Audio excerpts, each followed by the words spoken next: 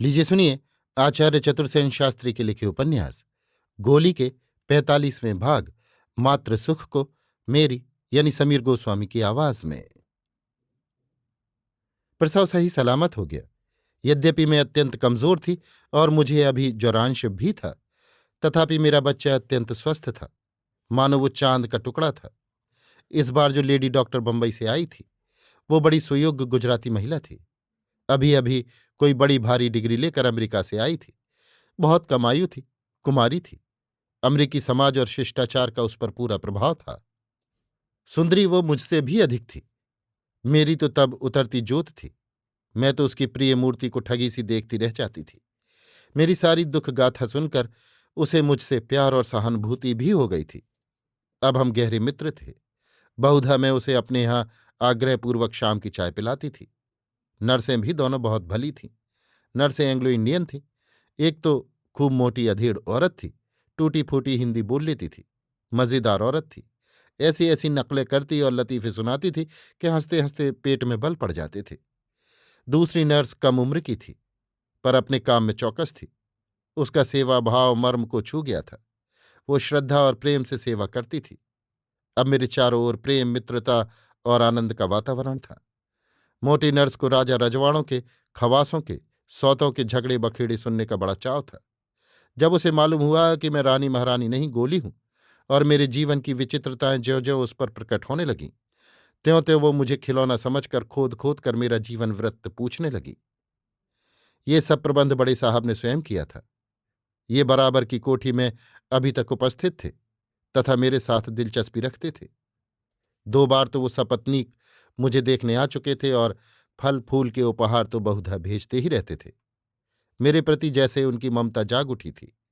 इन सब बातों के कारण भी डॉक्टर, नर्स और दूसरे लोग सब मेरी लगन से सेवा शुश्रूषा करते थे। वासुदेव महाराज स्वयं अपने हाथ से मेरा पथ्य बनाकर अपने सामने मुझे खिलाते पिलाते।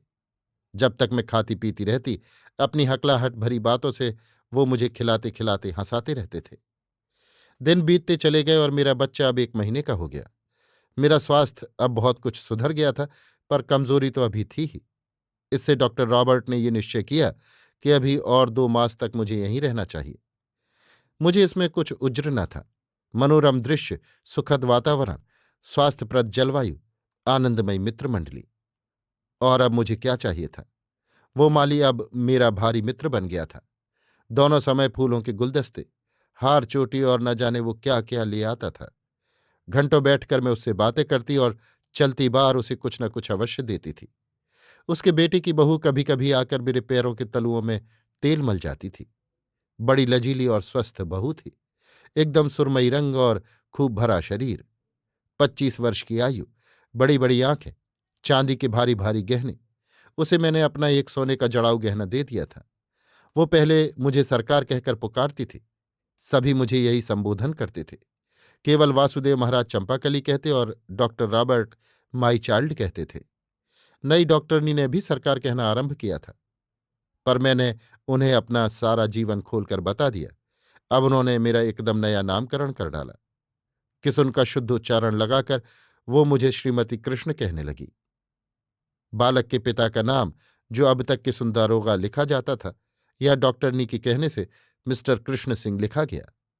मैं अपने अदृश्य किसुन को मिस्टर कृष्ण सिंह के नवीन संस्करण में न केवल नए सिरे से प्यार करने लगी, अपितु श्रीमती कृष्ण के नाम में एक नया गौरव भी अनुभव करने लगी। उस माली की बहू को मैंने जीजी कहना सिखा दिया। बड़ी कठिनाई से उस भोली के मुंह से मुझ जैसी राजरानी के लिए जीजी शब्द निकला। फिर तो वो मेरे ऊपर मर मिटी। ऐसे सुखद वातावरण को छोड़कर मैं भला क्या करने रियासत में जाना पसंद करती। विशेषकर मैं जानती थी कि जब तक यहां हूं तब तक मेरा पुत्र, मेरी आंखों का तारा, मेरी छाती से लगा हुआ है। वहां तो जाते ही छीन लिया जाएगा। ये सोचकर भी मैं यहीं रहना पसंद करती थी। मैं सुन चुकी थी कि महाराजा धीराज राजधानी में विलायत से लौट आए हैं, परंतु उन्होंने न कोई खत लिखा था, न मुझे बुलाया था, न कोई संदेश ही भेजा था। उनकी ये उपेक्षा मुझे भयानक सी लग रही थी, खासकर ये याद करके कि उन्होंने मेरी हत्या करने को उस खवास के बच्चे को नियुक्त किया था। अब क्या मेरे विराज सुख के दिन बीत चुके? अब क्या मैं राजा के मन से उतर गई? क्या गजब की रियासत में जाने पर वो मुझे फिर न मरवा डालें।